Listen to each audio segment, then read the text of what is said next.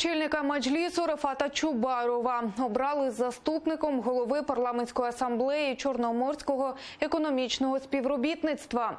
51-ша Генасамблея країн ПАЧЕС сьогодні завершила роботу.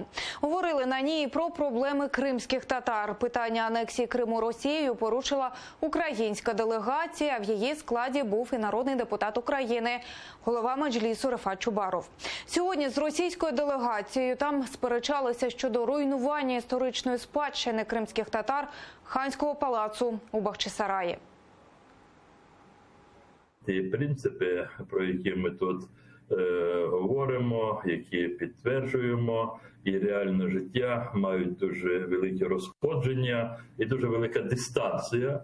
І як приклад показав ситуацію навколо Ханського палацу. Я дав оцінку цим втручанням як навмисно і усвідомлення знищення кримсько-татарських пам'яток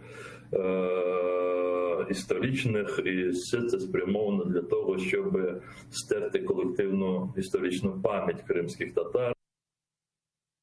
Також Рефат Чубаров відповів на чергову брехню російського депутата з Ради Федерації Людмили Бокової, що в Україні заборонять російські народні казки. Бокова на Генасамблеї обурилася, чим так перед Україною провинилася царівна жаба.